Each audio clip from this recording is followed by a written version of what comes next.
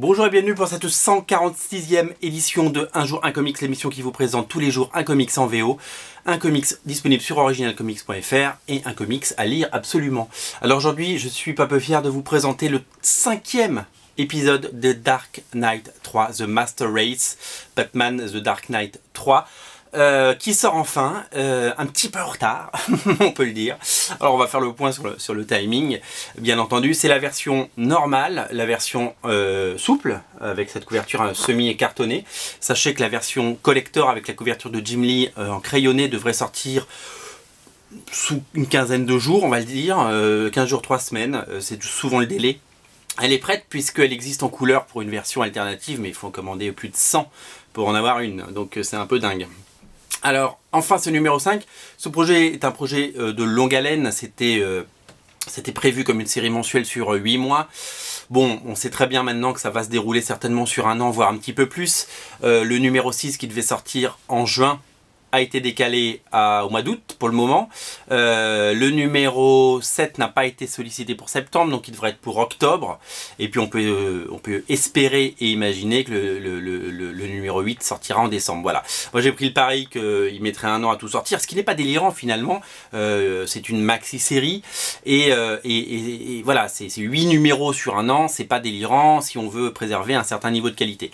Après, on connaît pas très bien les tenants et les aboutissants de cette série, on sait pas qui est responsable de ces délais. A priori, Andy Kubert a l'air assez au taquet sur cette série, et le problème, c'est pas vraiment un problème, mais pourrait venir de Frank Miller, qui lui rend ses pages un petit peu quand il veut, et qui finalement dessine beaucoup plus de mini-comics, vous savez, le petit comics qui est à l'intérieur, que prévu, ce qui n'est pas pour nous déplaire.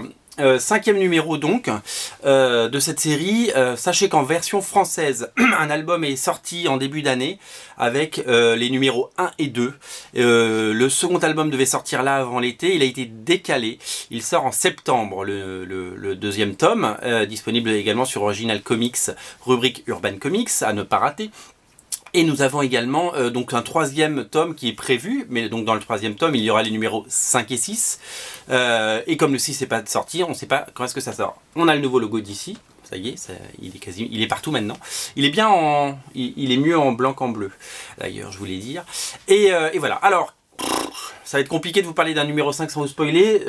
Cette vidéo a surtout pour but de vous dire quoi? 3 choses. D'abord, 1, il est sorti. 2, il est très beau.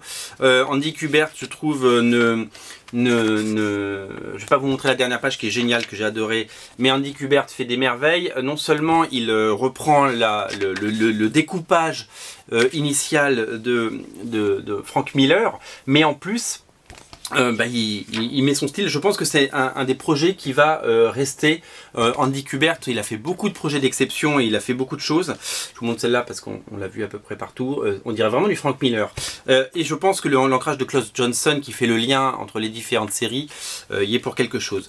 Je pense que c'est un projet qui restera pour Andy Kubert un des projets majeurs, parce qu'il maintenant c'est plus un dessinateur. Il en a fait des pages, Andy Kubert, il en a fait du X-Men, il en a fait du tout ce que vous voulez, du Batman.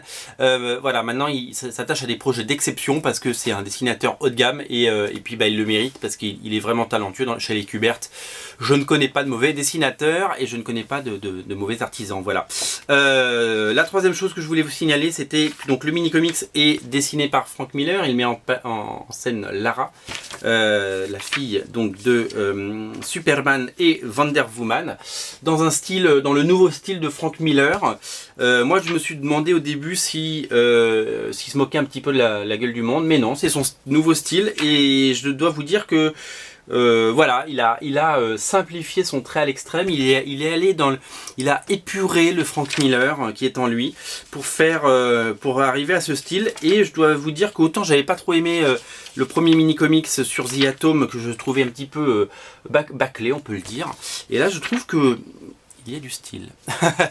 Voilà, c'est du Frank Miller. Voilà. je vais pas vous montrer la fin, je vais pas vous spoiler, je vais juste vous dire que moi j'apprécie beaucoup. Voilà, le seul truc que j'apprécie pas, c'est que ça sort une fois tous les 2 mois et que du coup je suis un peu perdu. Je me dis ah oui, il s'est passé quoi déjà. Ça c'est le seul truc un petit peu pénible, mais bon voilà, la qualité est au rendez-vous, donc ne boudons pas notre plaisir. Sachez que le 5 est disponible et que le 6 est également le 6 est également disponible en précommande bien entendu, et que la version collector également est de retour en stock. Je vous en parlerai dans un prochain numéro de Un jour un comics extra. Voilà, Dark Knight est disponible, faites-vous un petit plaisir. Salut.